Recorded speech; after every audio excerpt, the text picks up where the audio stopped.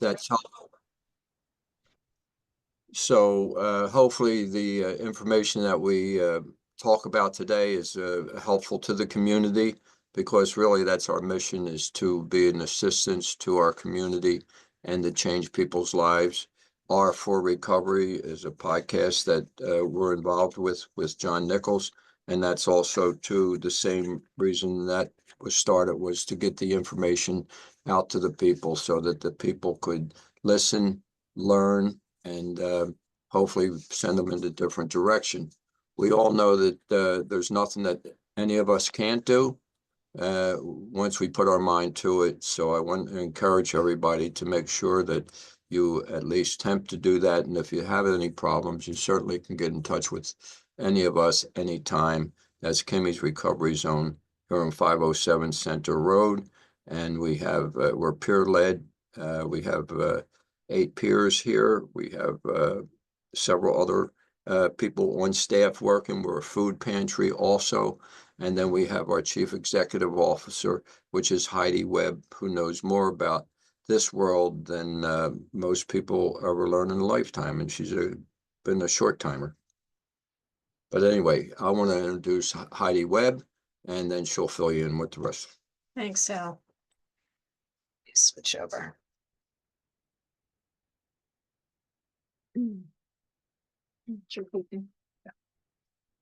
So hello, everybody. My name is Heidi Webb. I'm the CEO here at Kimmie's Recovery Zone. And I want to thank Deb Camella and Drug Free Lee for giving Kimmie's Recovery Zone the opportunity to come and speak to you today. You just heard from Al Kinkle. He is the founder of Kimmie's Recovery Zone. You'll see an image of his beautiful daughter, Kimmie, on the screen here. Kimmie passed away from an overdose of heroin and fentanyl mix back in 2015.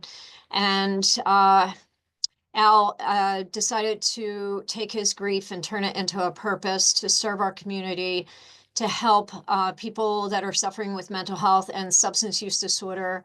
And he wants to help relieve the burden of other people experiencing what he and his family have experienced. So we have been on a mission for a long time together, and we're real proud of what we've been doing here in the community and through Kimmie's Recovery Zone. But I have a PowerPoint here I'm going to share with you. Can everybody see the screen? Deb, can you see it?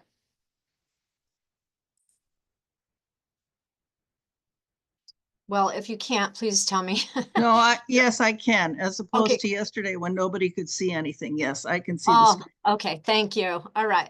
So this is who we are. We are a recovery community organization, and what we do basically is we're people with lived experience. I personally am a person in long-term recovery. I am 23 years, almost 24 years. May, I'll have 24 years in recovery. And we take our lived experience to turn around and help other people. So we do have peer recovery specialists here. We're trained. It is a 40-hour training. You have to have at least 2 years or more in recovery, and you have to take a state exam, and you have to, prior to that, have 500 hours to be able to sit for the exam. 500 hours like on hands. And what we do is we advocate for people in recovery. We do carry out recovery-focused community education and outreach programs. We are a training center here. We've developed a training center to help people learn how to become a certified recovery peer specialist. And we do other continuing education classes as well here. So this is an image of Al, and he's holding his daughter's picture. That is a picture that we do have hanging on our wall here in our community center. In the background, you can see the community center. So we're located in Page Park in Fort Myers, and we're right next to the Pagefield Airport. So what we have here is people can just drop in Monday through Friday. We're here 8:30 to 4:30, Monday through Friday. And Saturday mornings, we have a kids program. It is ages 12 to 17. And it is a peer-based program as well. So we always hear about, negative peer influence, right? Well, this turns around and the youth help each other to have positive peer influence. And what we've done also is once a month, we bring in a professional to come in and talk about their story and their path and what they do today for a living. And so we have people of different professions that come in, and the youth seem to really enjoy that and learn from it. And it gives them, encouragement, motivation, a positive reinforcement, that they can change their trajectory of their life at any time and start making some really good decisions. So we've been doing this for over 2 years, and we've had some great outcomes. So we also have we have a program called I Thrive, and that is for adults in recovery from mental health or substance use disorder. Salvation Army joins us. It is a hybrid. So we have it here in our community center in Fort Myers, in Page Park. And then we also meet at the library in North Fort Myers. So people can come there or here. And like I said, Salvation Army, they do Zoom in. We also bring the program into Salus Care, and that's weekly into Salus Care, and I Thrive is weekly as well. We do have the food pantry, which is bi-weekly, and that helps us to provide for food security for our community, and at the same time we can educate people on the resources that are available in this community, and we provide the Narcan to everyone. So the Narcan we have distributed throughout Lee County. We have a grant through DCF, and we are very grateful for that because it provides free Narcan to us for us to blanket the community with, which I'll get into later. And we also have a veterans program. We have a veteran peer specialist who is trained. We have her trained. Her name is Vivian. She has been trained to become a certified recovery peer specialist. She also got trained to train people. I am trained as well, and it's trainer of trainers, it's called. And we have Brittany, who is also a peer specialist here that is trained to do the trainings. So we're doing some really great things here. And I'm going to go ahead and play this video clip for you to watch. And you can also find a lot of our information on all social media platforms, as well as our website.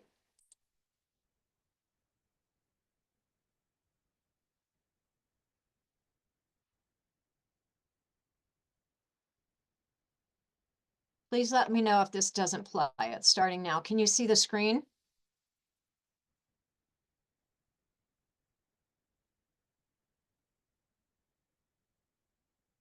I just want to pause for a second. Can you see my screen? We just have one that says Kimmie's link. It's the same one with Al in the picture. Okay, so I'm going to stop sharing. Did I'm you gonna check, reshare did you this. check the part where it says share, Yep, got it. share sound or something like that?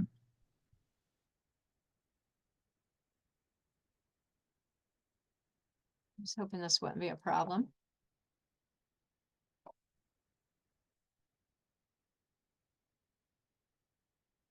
Okay, can you see the video now?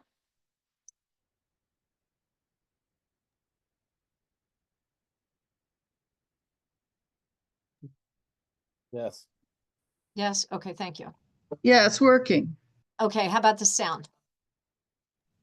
Not Yeah. hearing anything. I love so much. No, we are.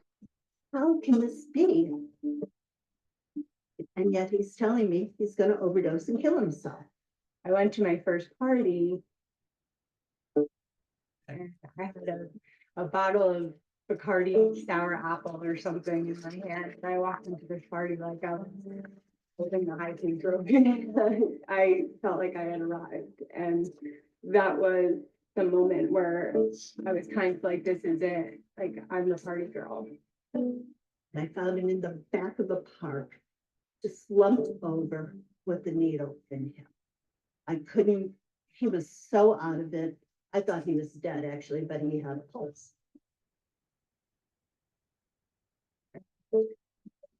People that were partying, that were my age, and I really just thought that, I was doing what kids my age were supposed to be doing.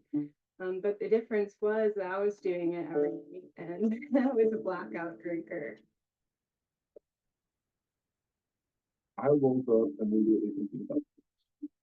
And then they moved my neck, and doctors started prescribing me a bunch of medications.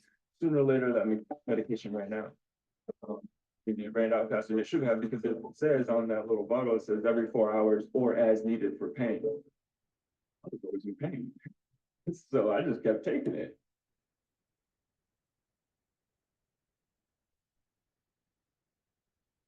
I was completely lost, I lived a life, kind of living a double life, trying to hide the drug and alcohol use from my friends, family, wife.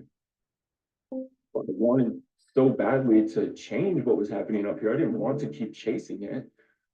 But instead, I was robbing, I was lying, and I was cheating people in order to get what I wanted, because in my brain, I had no idea how to do anything else.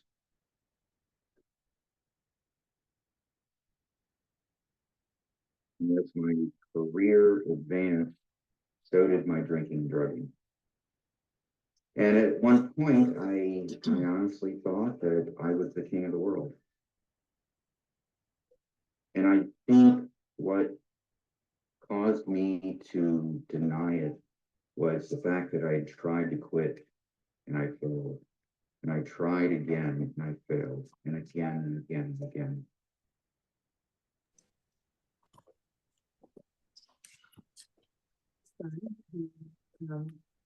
Eagle Scout engineer, made it through college by the grace of God, who got addicted to heroin. Alan. What's really sad is, as a nurse of 34 years, I knew nothing about addiction as a disease. And the one thing that changed it all for me was advocating for recovery, helping fight that stigma that we often see or hear about what a person who is an addict looks like, right? Because in our reality, it looks like all of us. It doesn't have a face, it doesn't have a name, it doesn't have a profession.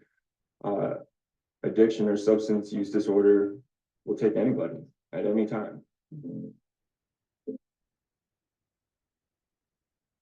My daughter, Kimmie, she had an addiction problem that lasted about 20 years.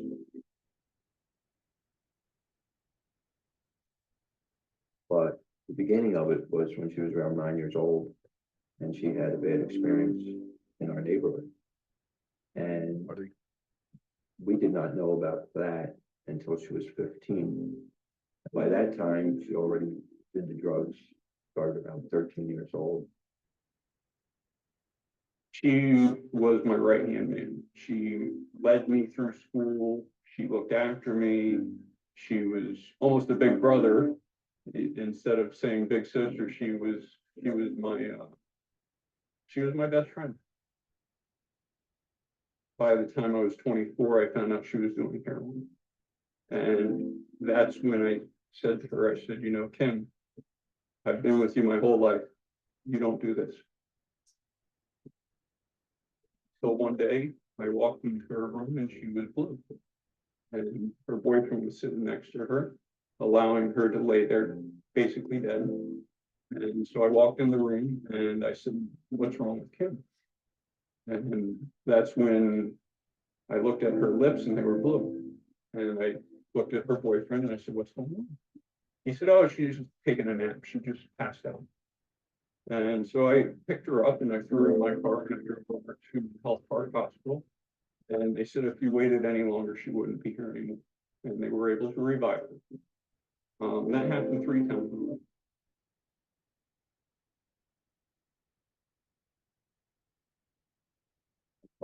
Before I was to pick her up. I called her at 1:30 in the morning. I said, Kimmie, are you okay? She said, yeah, I'm fine. And I said, well, I can't pick you up tomorrow. I'll pick you up Saturday. I have a Christmas party for kids with cancer at the hospital. And I got a call at 9 o'clock in the morning. that she had overdosed.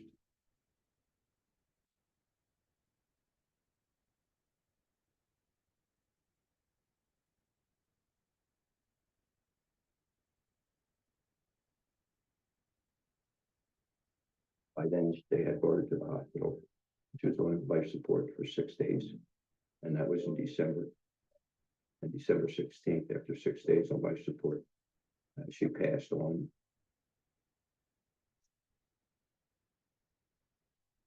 That tragedy has driven us to be more laser focused, to work as a team together. And it has really given us a tremendous boost of energy to make certain that we change lives and prevent that from happening. So I implemented a program again. There's a lot of different initiatives that I have as a sheriff, and it's going to touch on 2 different parts. First, unfortunately, Florida ranked, I think, number 49 out of 50 for mental health and how we help the people with mental illness. We all know that most times jail is not the right place for someone that's mentally ill. And we have to do better, not only in this county, but in the state and in the country. There are veterans with PTSD that are mentally ill. There are some amazing people out there that have serious problems with mental illness and are not being helped.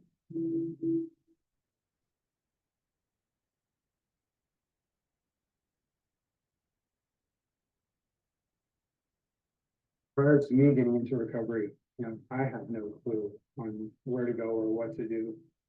So yeah, these folks that are looking for treatment, that are suffering from mental health and substance abuse, there's no real direction. I ended up in a church talking to a pastor because I didn't know where to go. I don't feel the commitment and promise that I will do everything to help others. If they want to feel pain, suffering, our family felt. I was looking for a place for Kimmie.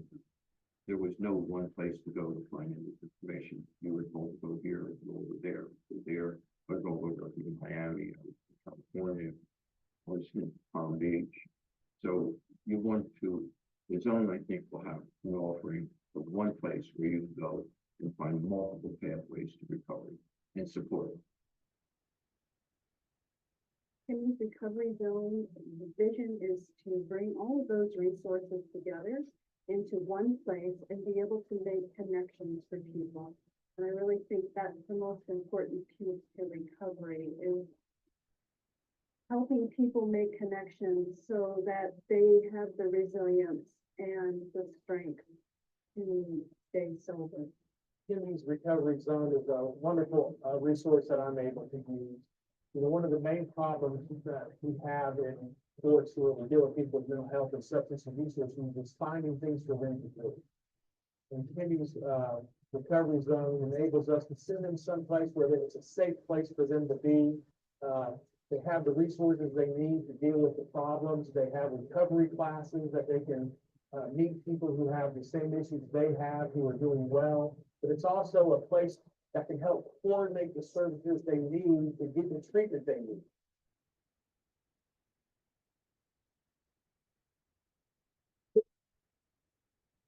And anything that Al can do as far as families, individuals, where to go, how to get the help they need. I mean, if I would have known Kimmie's Recovery Zone existed, and I could have called them the day I suspected something was wrong with my son, and to have someone sit down with me, hear my story, and tell me you're not crazy.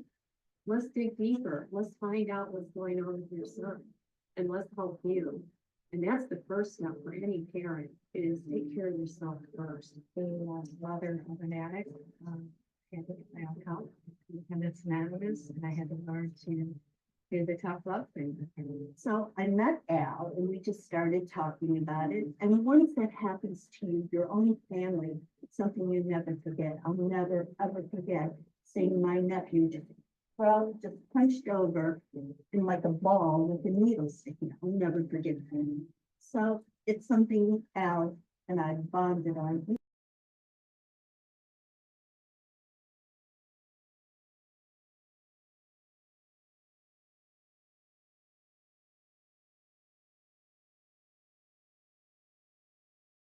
People with drug use, who bad people to get better.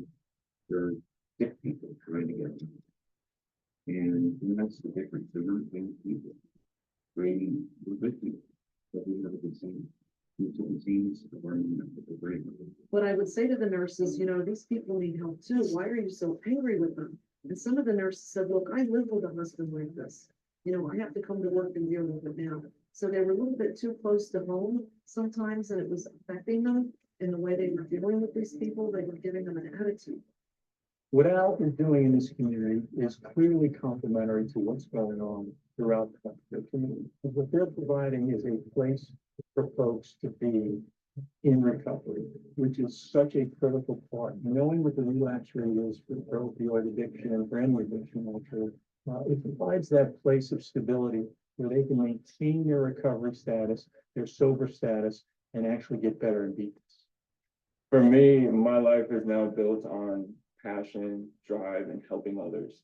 And when you put that trifecta together, I get goosebumps. You can't see them right now, but that's what drives change, right? Like that's what makes people want to make change is passion, is driving something bigger than yourself to make a greater impact than we could ever imagine. And we're not talking about just like creating a charity and gathering donations. We're talking about leaving a legacy, right? For other people, other organizations to be a part of, all inclusive, just one.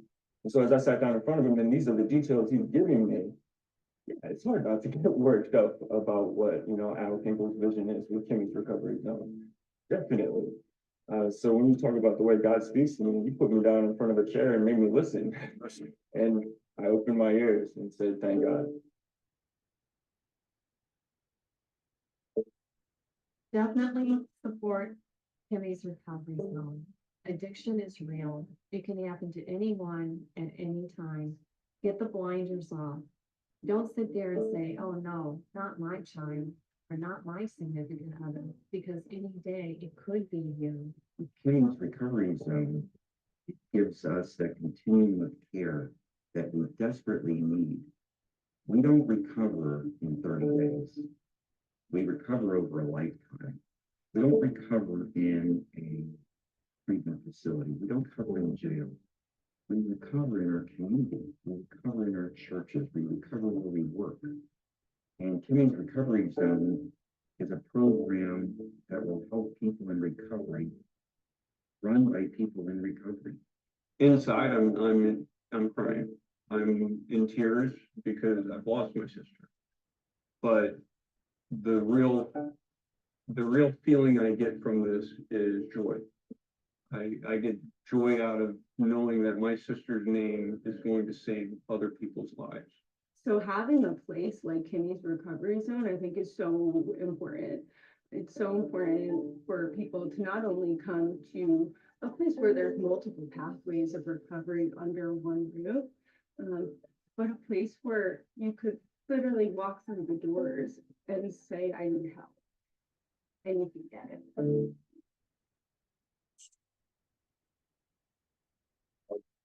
Thank you, Heidi. Thing today is to get support and services for people that are suffering so badly with mental health and substance use disorder. And our goal is to bring that to the forefront. Recognizing the work that Kimmie's can do is one small way of saying, we know what we're about in this country.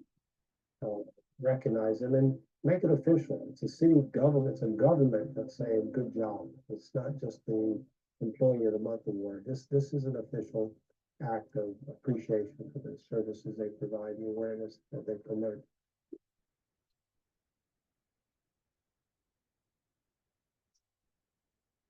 I think we're looking at a trifecta here. We're looking at the homeless, hunger, and addiction. And we're looking to put a big emphasis on the three of them because we're interconnected. So if we can make that a little bit easier on people, give them a place to go, food to eat, and a program that will keep them in long-term recovery, I think that's one way we could really make a difference in this community.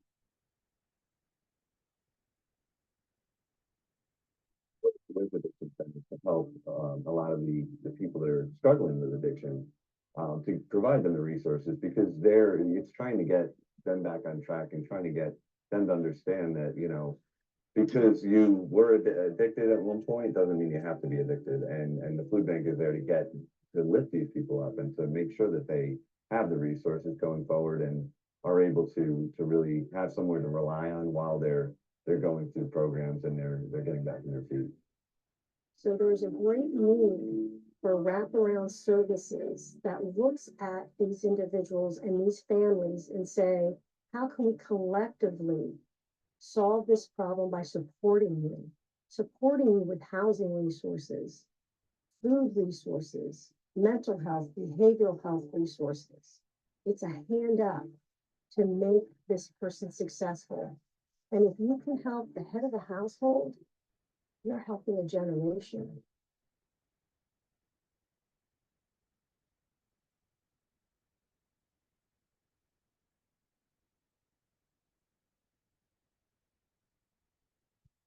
Yeah.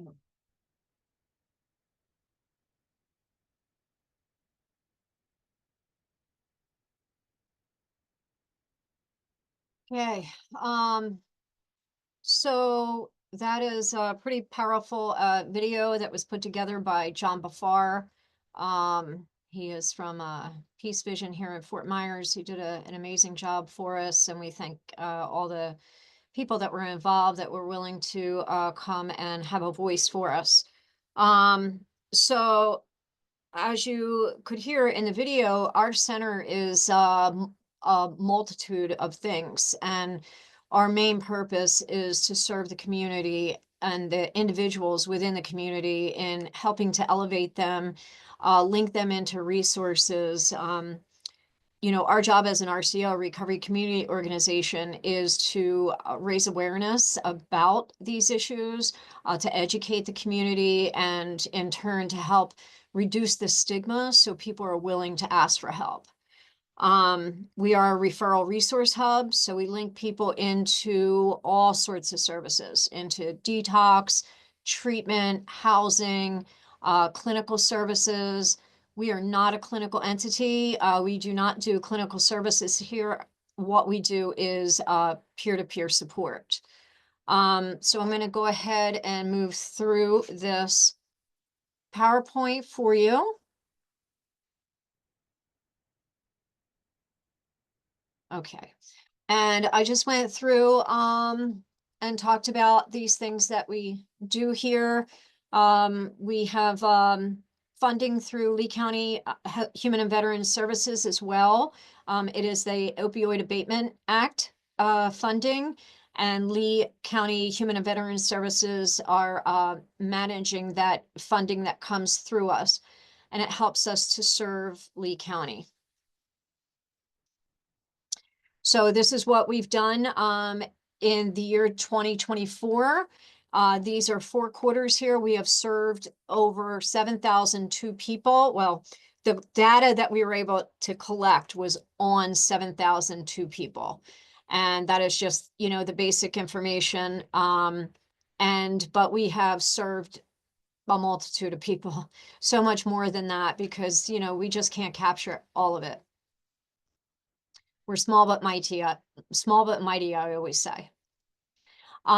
So here in Lee County, this is the EMS from 2020 to 2023, the substance use calls the density of overdoses. You'll see in the red.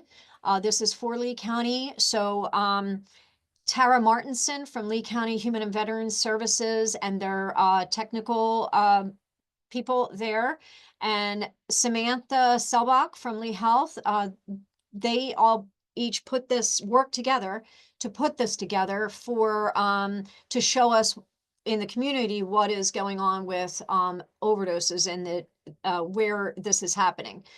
We have wanted this for a long time. I know Deb Camella from Drug Free Lee has been asking for this for a long time, and we were able to take this. And our peers, we paired people up 2 at a time to go out through Lee County. And here you will see this is the overlay map between July 2024 through October 2024. So we paired the peers up, they went out with Narcan and they blanketed these areas. We have covered much more since then, but this is what we have up just between July 2024 to October 2024. So in the United States, for Americans age 18 to 45, fentanyl overdose is the leading cause of death. I know you've heard this before, that it is so potent. It is 50 times stronger than heroin and 100 times stronger than morphine. And it's responsible, in 2022, these were the statistics, that it was responsible for over 180,000 drug overdose deaths. And illicit manufactured fentanyl is the primary driver. So fentanyl was made for medical purposes, but it is being made illicitly, and this is being put out into the street. And so as you see, there's a penny, and that little bit of fentanyl in the white powder that is enough to, it's more than what will cover the nose of Lincoln there, but that's enough to kill somebody, or on the tip of a pencil, as you'll see.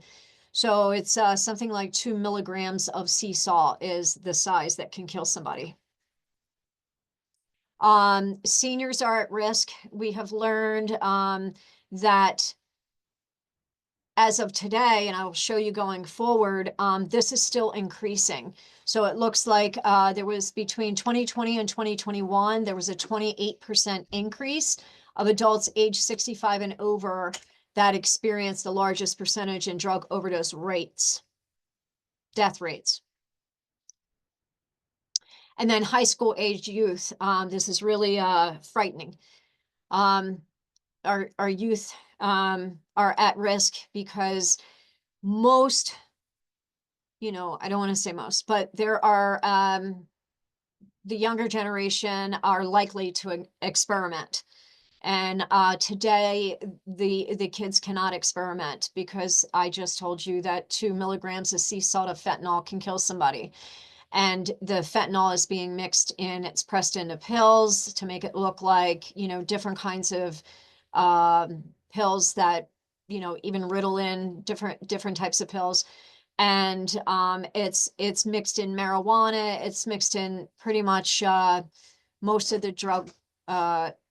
drug supply today. So it's really, really a danger. As you see, in 2021, fentanyl was involved in over 77% of deaths, overdose deaths for ages 14 to 18. And in 2022, over 1,000 teens age 15 to 19 died. So there has been record-breaking seizures by DEA. I'm so grateful that there is a big movement in stopping the precursors and the fentanyl from the precursors to make it, the illicit manufactured fentanyl, and fentanyl itself, from coming across the borders. And in 2023, the DEA seized over 77 million fentanyl pills, which is nearly 22 pounds of fentanyl. That's just massive. The quantity is enough to kill every American. So some statistics, this goes from 22 to 24. There was an increase in deaths in 2022. Approximately 220 people died per day from fentanyl and other synthetic opioid overdoses. And it's over 81,000 fentanyl related deaths annually. So there's a higher death rate of overdose, but fentanyl related, it was 81,000 deaths in a year. I had heard some, with like plane crashes, it would be a plane crash per day annually. And it's just really something that we really need to work on getting a handle on. As you see, in August, just recently, as recent as August 13, 2024, the Cape Coral Police Department seized 86 white tablets marked I-10, which usually indicates ibuprofen. I no longer ask somebody if they have an aspirin or a Tylenol or an ibuprofen. I only, I'll keep it myself, or, you know, I'll go with a headache. I don't take anybody's ibuprofen. I don't know where they got it. It's just, it's frightening. So as you see here, this is a stadium, football stadium. This is 2023. The overdose death rate topped 112 in a 12-month period. That stadium right there holds 80,000 people. So this presentation is an hour long. During this time that we're together here, 12 people will have died. So we just got statistics that just came out from the CDC, as this is data that became available as on December 1st, 2024. And so there is some good news here. As you see, January 2023 is when Kimmie passed away. And then it was increasing. It plateaued for a minute, and then COVID hit, and then it increased. I know a lot of people that I, you know, was in my recovery group during COVID. There was a lot of relapses, and a lot of people died during that time. There was the isolation because of COVID, and we need each other. And that's part of what Kimmie's Recovery Zone is. We even created what we call the social zone. So the last Friday of every month, there's people from all pathways of recovery that come out here for a good time. Restaurants donate food. We have karaoke. We have games. We've had bonfires, DJ. It's a real fun time. And because that's what's needed. The opposite of addiction is connection. So if you look at on this chart, in 2024, between January 2023 and January 2024, the trend started coming down. And this is drug overdose deaths in the United States. So that is some real good news. We believe that there's a mix of reasons for this. One is the education, you know, working toward raising awareness, and the use of Narcan, spreading Narcan out, blanketing our country with free Narcan. I know that it's sold in stores for something around $50 a kit, which contains 2 doses of Narcan. But here at Kimmie's Recovery Zone, we have plenty, and we do have it for free, and anybody can, no judgment, no questions, they can come by and get some Narcan, or they can ask for us to come to their place of business, and we will do a presentation. We'll do training on how to use Narcan, and we'll give Narcan to the people in need there. So here is from the CDC that just came out as well. So this is July 2023 to July 2024. This is the whole United States. As you see, the legend down the bottom, it is the overdose deaths are decreasing.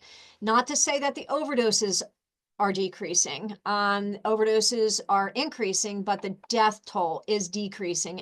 And you know, Narcan is saving people's lives. So it will reverse an opioid overdose.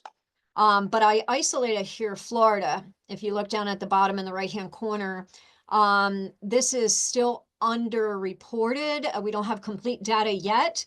So, but the good news is that it has decreased between July 23 through July 24 by 18.89% death rates. And then, as I said earlier about the age related overdose deaths, this chart will show you that the age from 15 through 54, it is decreasing if you look at the green, but 55 and older, the death rate is increasing. And we feel that, you know, there's a number of factors in play because of that. And one has to do with stigma, because a lot of people think that, oh, this is a street issue. You know, this is an addict problem. And that is not the case. People can overdose from opioids. There are fentanyl patches that are prescribed. Some people use more than one that's not prescribed. Some people take opioids, forget they took them, take more. Narcan will save their life. And some people become addicted and they end up getting it from a relative or some other means. And this is a big problem for the over 55 community.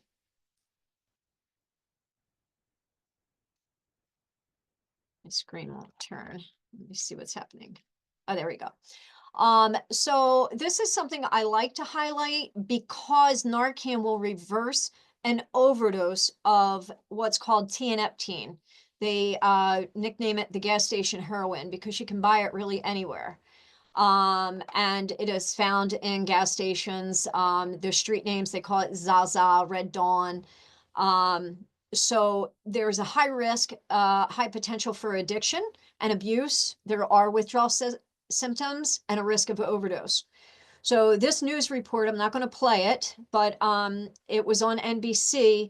Unfortunately, a young man had lost his life due to an overdose, and they did an autopsy, and the only thing in his system was this tianeptine. So we are learning about this, that thankfully Narcan will reverse the overdose of tianeptine. This tianeptine attaches to the same receptors in the brain that an opioid does, and it does the same thing, that where it stops, the person will stop breathing. So here we come to the Narcan and what it is. Naloxone is the proper term. And it does save lives because it quickly restores the normal breathing to someone who is experiencing an overdose. So this is what it looks like. That box there is a kit. It's and in each kit is 2 doses. That spray container that you see is 1 dose. So you would take the plunger and do not pump it, and you just spray 1 spray into their nasal passage, and it shoots up into their brain and knocks the opioid off the receptor so they can breathe again. Sometimes it takes more than 1 dose. So this is what does happen, as I just explained. They are the receptors in the brain, the opioid receptor. The opioids attached to the receptors. The Narcan enters and knocks the opioid off that receptor. It's short lasting. So you have like 30 to 90 minutes. So EMS has to be called immediately because the person can start to overdose again. And this is the progression of overdose, where there's a loss of consciousness, the breathing effort slows. Sometimes there can be irreversible brain damage. It does deprive the body of oxygen, the heart and the brain. It can take 3 to 5 minutes for this to occur, and cardiac arrest occurs and death happens. The average time for EMS to arrive is 4 to 7 minutes. So the recommendation is that to get the Narcan into the body first, into the person that is overdosing, and then call 911. But if somebody else is with you, then have that person call 911 while you are administering the Narcan. So these are the steps. I'm not going to go into it in detail, but you can find the Narcan training on our website. If you go to our website, you can find it. And basically it's a lay, spray, stay. So you want to spray it. You want to lay them down. You want to spray it in their nasal passage. You want to turn them on their side and bring their knees up to make kind of like a tripod so they don't roll over, and because they may start vomiting, you don't want them to inhale the vomit. And hopefully EMS will be there. It may take, you'll wait like 2 to 3 minutes. If they haven't responded at that time, then you want to open the other package and put that in the opposite nasal passage and spray that there. And by that time, EMS should arrive. You're going to see withdrawal symptoms that they may experience, and they may be in denial and tell you that they weren't using anything, and they may be combative. You need to make sure if there's a crowd that they give the person space to recover. If you're not sure if it's an overdose, it's not going to hurt them. Narcan has been used on babies. It has been used on puppies, pregnant women, and but I am not a medical professional. And so this is the information that I get through medical professionals. So there's commonly asked questions, and I will answer them now. And I imagine Deb will allow time for some questions after. But so these are 3 popular questions that we get if there's any risk, which I just shared with you. It's not going to hurt somebody if it wasn't an overdose. If you suspect it's an overdose, it probably is. The shelf life of Narcan is typically 24 to 36 months, but you know, on the bottom of the box is the expiration date, and if it is expiring, you're welcome to come back and get more Narcan from us to replace it. And the recommended storage temperature for Narcan is ranges 68 to 77. We live in Florida. I do keep it in my car, and but I keep it out of direct sunlight. I do keep it in my glove compartment, and I have some in the trunk of my car, and the temperature is extreme. But through an emergency room physician and a pharmacist, they both tell us that that Narcan will be fine to use for up to 10 years in that heat. The issue would be if I didn't have it, I can't help somebody. So it's important to have it on our body. This is happening all over. It's happening in gyms. It's happening in you know, convenience stores, gas stations, movie theaters. It's happening in a lot of places. Everybody today should carry Narcan. And I have a quick story to tell you that there was a woman who said that there's no need for her to have it. She is not exposed to it. We encouraged her to take it anyway. So she did. And the next day she had to use the Narcan on someone. So she called us to thank us that, you know, that we encouraged her to take it with her. So it is really important to have it today. And there is what is called the Good Samaritan Act, which it is a law in Florida that's designed to protect individuals who provide emergency assistance in good faith from civil liability. So if you should have Narcan, you should use it if the need presents itself, and do not be afraid of being held civilly liable, because the Good Samaritan law protects you from that. So Kimmie's Recovery Zone, since February of 2021 is when we started receiving Narcan, and we have distributed over 60,000 doses of Narcan throughout Lee County. So we have given Narcan to the schools, sheriff's department, throughout the community. And we do it in doses because sometimes we make lanyards. And so it's a single dose. We clip the tip of it and we put it in lanyards, and we go into like homeless encampments when they were here. And we do walk around the streets and we look for people to help. Honestly, our peer support specialists go out there and see how we can be of service and get people the wraparound services that they need.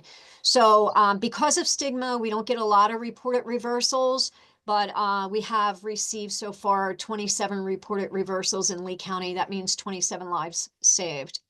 We know it's greater than that. So as I said, you know, we Al and I were able to work with the school board to, and thankfully they were willing to allow Narcan throughout all the schools in Lee County. I believe there's 120 schools now all have Narcan. Kimmie's Recovery Zone provided the Narcan to them. and we train the resource officers and the principals and the nurses. I'm not going to get into all this detail here, but I will provide you with this PowerPoint if you would like. These are laws that were passed, but if you would like to take a screenshot to receive more resource information down at the bottom there, sources for more information. We got the Department of Health, Harm Reduction Collective, and Coalition, and really good information there. The decriminalization of fentanyl test strips. I'll just point out for a moment. I know a lot of times people think, well, you're providing Narcan, fentanyl test strips. You know, aren't you enabling people? Well, we're trying to save lives. And as I said earlier about some youth may want to experiment, and I would never encourage that. I would you know, vote against that for sure. But some youth may want to experiment, and using a fentanyl test strip may potentially prevent them from experiencing an overdose death from fentanyl, because it is a minimal amount, minute amount, and instant. College age, you know, mostly. So the good news is this. There are 29 million Americans that identify as having a substance use disorder. That's not great news, but the good news is that there are 21.7 million Americans currently in recovery, and that I'm one of those. So 71% of those with a substance use disorder are actually in recovery. And that's what we're here for. We are here to help people to recover and sustain the recovery, long-term journey. Ken Brown in that video talked about it. You know, it's a lifelong journey. It's not a, you know, 30-day stint in jail or rehab. It is a lifelong journey. So what we do is we help bridge that gap when people are coming out of jail, they're coming out of treatment, or they come to us, they're using, and they don't know how to stop. We do have programs that, you know, we help them in the process, you know, of course, with our peer support, but we do help to get them into detox and get them into treatment, and maybe some mental health counseling. There's different needs that the different individuals may need, and we help to link them into all those services. We're like a one-stop shop here, referral resource hub. And then when, you know, they simultaneously even they can work with us and work with other facilities at the same time, because we do collaborate with different treatment centers, the Homeless Coalition, the Drug-Free Coalition. So we just want to wrap around people and help them to sustain their recovery. So I thank you for allowing Kimmie's Recovery Zone to have this opportunity, and I am going to ask if anybody has any questions. There's one in the chat. Was the 27 lives saved in 2024? How were they saved? Citizens administering Narcan, EMTs. Do we have information on how they received the Narcan and those lives saved? So what we do know, thanks, Deb. What we do know is that it was Narcan that we gave to individuals. So it's not likely EMTs, because they do get their own Narcan. So we do have citizens administering Narcan. We've had board members, 2 different board members, or 3 actually, 3 different board members that had to administer Narcan. We have administered Narcan ourselves in our neighborhood, and going to one of our peers had to administer Narcan at a different facility.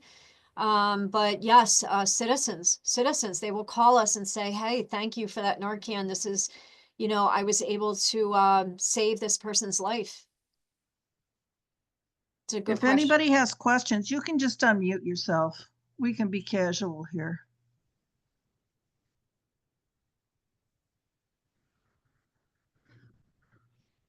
All right, well, there's no one in the community that's more available than Al and Heidi, so feel free to contact them. I want to thank Heidi for taking the time today. This is something that I think we're all concerned about. And talk to your kids. So thanks to everybody and have a good day. Thank you, Deb. Thank you, Deb.